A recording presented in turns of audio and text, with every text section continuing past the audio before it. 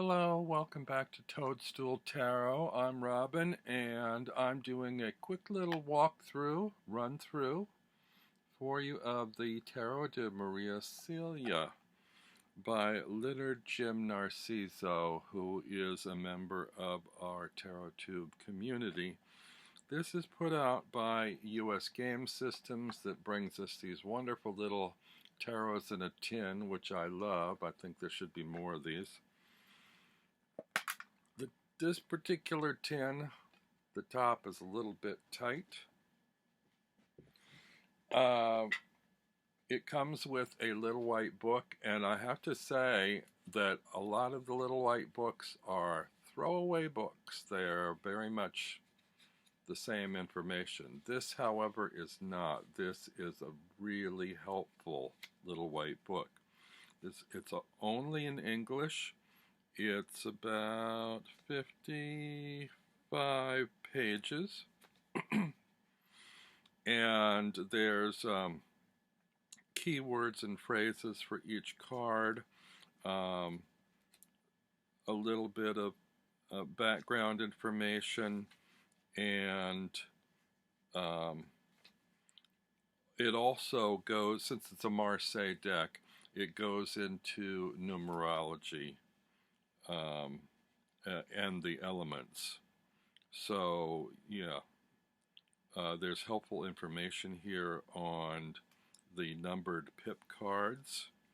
It goes into the numbers of each suit, and then also each card within that suit. So there's multiple references here, which are really helpful. This is almost worth the price of the deck alone, the little white book, which is saying something because usually they're not. The deck comes with a little title card. It's very handsome. The coloring in this deck is gorgeous. The backs have a tea stain quality. They are like sort of block print and look kind of faded. They're alright. It's sort of my least favorite part of the deck. Everything else in the deck is very colorful, very bright and bold, and beautiful colors. These backs seem a little washed out, but I think that was an intentional effect. I just probably would have preferred they had the same kind of coloring as the rest of the deck, or maybe had outlines, or were a little bolder, or maybe the ink was a little darker on the back. I don't know, whatever. So it also comes with a little bio card with a paragraph about the creator of the deck, which I like. I love these little bios. That's a nice thing to have. The titles are in French, which is typical. The palette in the cards is unusual, but it's a beautiful palette. I really love these sort of, I almost want to say muted colors, but that's probably the wrong phrase because they're not washed out or anything. They're bright. It's just they're not the usual primary colors. They're different shades. And a lot of the cards have these sort of stars in the background, but the stars remind me of snowflakes, which I really like.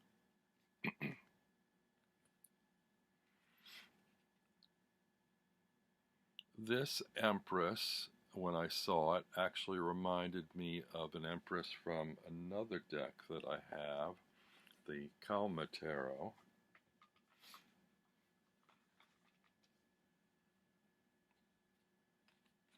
See if you can see a similarity in their stance, or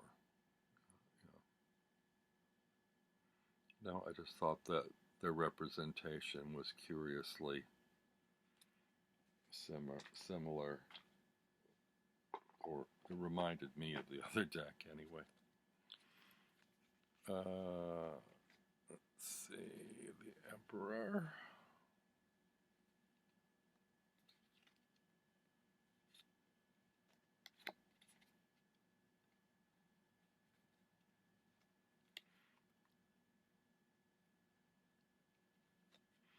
I'm a little bit late to reviewing this. This deck actually has been out for a while now, and recently has regained some popularity in our community, and several people have done walkthroughs. I've had the deck for several weeks now, but I'm just now getting around to doing a little walkthrough.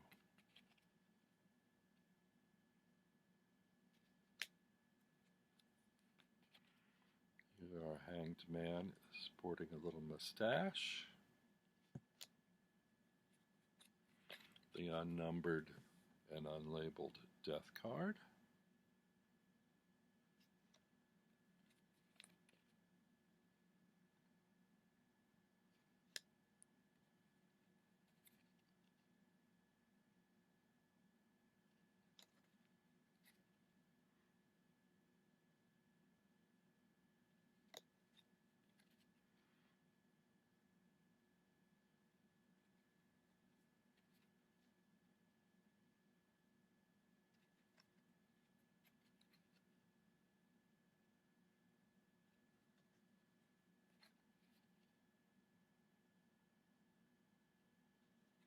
These are very handsome little illustrations. And the coloring is really nice and warm. It's not that usual kind of garish primary coloring that you tend to get in Marseille decks, which sort of puts me off.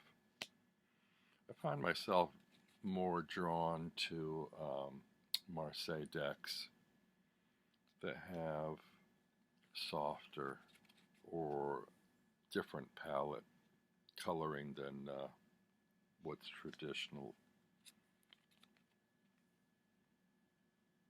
I guess it only makes sense. The modern ones reflect capabilities in our contemporary printing systems, whereas the older ones, the original ones, were block printed and hand colored, so the method of production was quite different.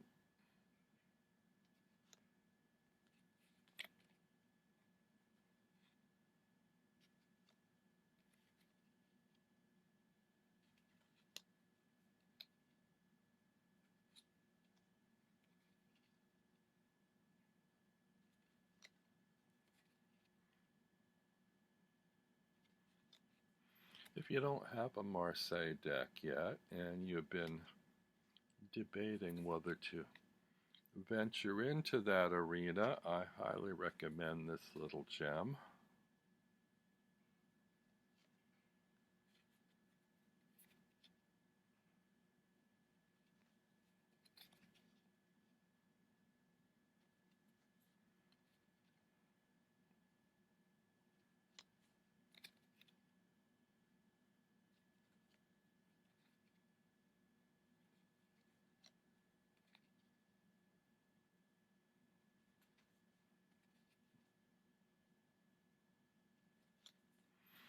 For me, learning Marseille is a slow process, and it's not one I've fully embraced. I'm having a little bit of trouble relating to non-pictorial images and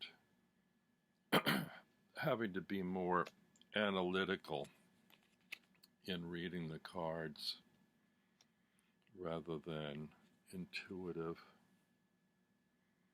I mean, I can look at these cards and consider the elements and the numerology, but I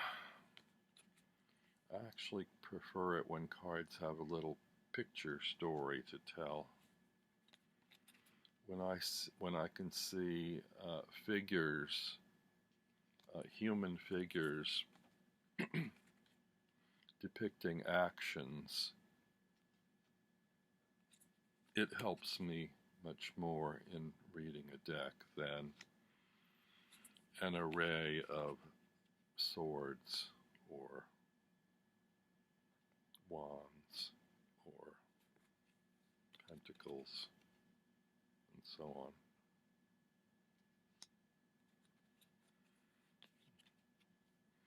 I mean, to look at a card like this, I have to do quite a bit of thinking, translating in my head.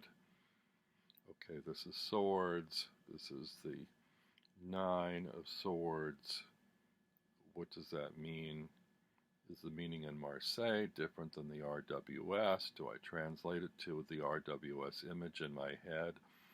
Then why not cut out the middleman, go directly to RWS? Yeah, I don't know. I don't know the answer to the way to go in studying Marseille. Some people find the pictorial depictions in RWS constraining. I don't actually. It opens a lot more for me in the symbols within those pictures. Whereas these, I mean, there are many symbols in the RWS cards. In these, I'm basically reduced to elements and numbers. So I have two things to look at. And there's, you know, obvious ornamentation here as well, but this ornamentation just isn't really enough to inspire me intuitively, at least not at this stage. I only have a few Marseille decks, and my favorite actually is the Tarot des Arts, but I understand that is not actually considered a Marseille deck, although it seems to follow all the guidelines. The other one I like, which also they don't consider Marseille, is the Seventh Sphere Tarot. Both of them have beautiful alternate coloring to traditional decks. They are contemporary versions. And the Tarot des Arts has different colorings on each pip card, so you don't get this sort of, I don't want to say boring, repetitive, repetitive coloring and quality throughout each suit. Each card is fresher because the coloring and the style of the painting is a little different. But if you want something that's like a cross between modern and more traditional, this is a really good deck. It's a really nice compromise, I think, and true to tradition.